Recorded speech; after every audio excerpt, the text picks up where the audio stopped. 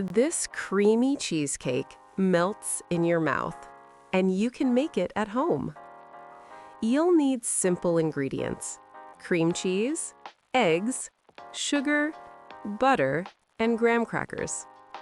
Crush the graham crackers until they turn into fine crumbs. Mix the crumbs with melted butter until the texture holds together. Press the mixture firmly into your pan to form a solid crust. Beat the cream cheese until smooth, then add sugar, eggs, and vanilla. Mix everything together until creamy and silky.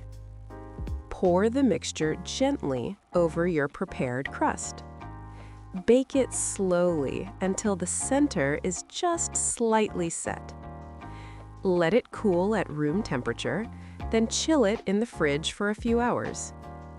Carefully remove the cheesecake from the pan and place it onto a serving plate. Slice it slowly, serve, and enjoy your homemade cheesecake.